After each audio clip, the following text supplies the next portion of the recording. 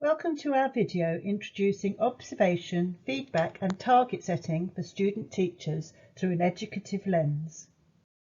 We start with a brief reminder that educative mentoring sees the classroom as a site of inquiry where teachers learn in and from teaching. Mentors share their ideas about issues and interpret what children say and do by thinking aloud. And they are co-learners with their mentees on joint, authentic teaching tasks. There is a focus on pupil learning, and practice is bifocal, attending to both the here and now and the direction that the mentee's learning is going. What are the purposes of a lesson observation? A significant part of student teachers' professional development is supported through lesson observation. These may be of face-to-face or online teaching, live or pre-recorded. What is your role in the process? You are responsible for initial discussions in planning the lesson and guiding the student teacher into what is achievable and realistic. You'll be giving formative, constructive and honest points for discussion arising from the lesson observation. You will be helping to develop the student teacher become a reflective and independent practitioner by transitioning from instructional to transactional approaches and from a judgmental to a developmental approach. And what is the student teacher's role? Your student teacher needs to be prepared to carry out a well-planned and resourced lesson and to reflect on their impact on the learners. Here we see the way that the talk during feedback will be transitioning as we position ourselves as educative mentors working collaboratively with our mentees. We will transition from the mentor telling to the mentee telling and developing their ability to articulate their practice. From the mentee questioning to the mentor questioning and giving feedback. So, lesson observations. When, who, which lessons? Student teachers' practice should be observed formally 1 lesson per week using the UH lesson observation form. Take time to familiarise yourself with the form. Agree which lesson and if there is to be a specific focus during the weekly mentor meeting.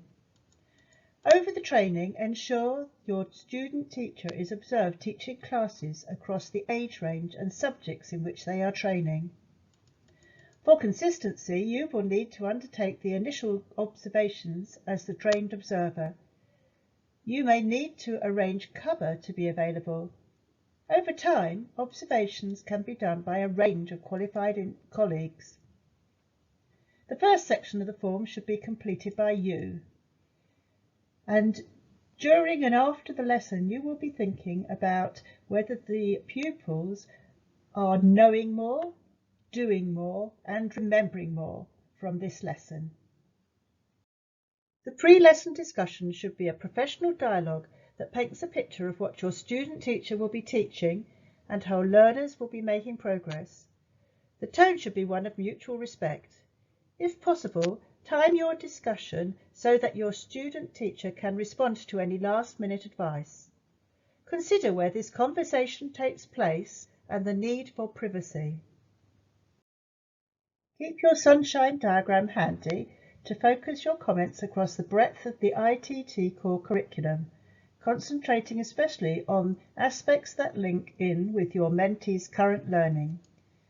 Feedback and comments captured on the lesson observation form should focus on how the student teacher has designed the learning to enable all pupils to participate, learn, enjoy and make progress, and how this may be better facilitated. Before you meet, give your student teacher an opportunity to evaluate their lesson. Feedback should be timely, within 24 hours, balanced, recognising what has been designed and delivered well with constructive comments for areas of development. This should take place as well in an appropriate space. With an educative approach, feedback will become a dialogue where the student teacher is an equal part in evaluating the lesson. Your role may be holding a mirror up to help your student teacher reflect. Mentors taking a more traditional, non-educative stance tend to give feedback by dispensing advice to a student teacher who unquestioningly receives it.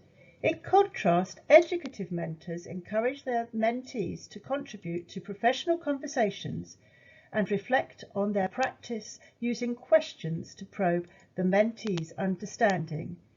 Here are some examples of the sort of questions you might be asking.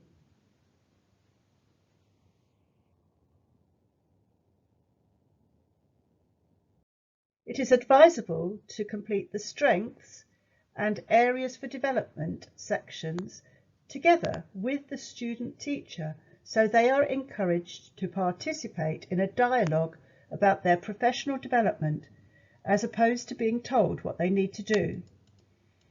If student teachers are not encouraged to reflect on their own practice, they quickly learn to defer to someone else to tell them what to think, and this doesn't promote critically reflective practice or thinking professionals. Is it supportive and developmental? Feedback works better using a done with rather than a done to model, aiding development instead of judgmenting.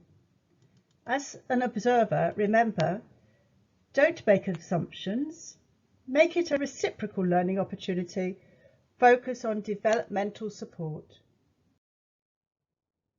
This mentoring skills session is research informed by these two references.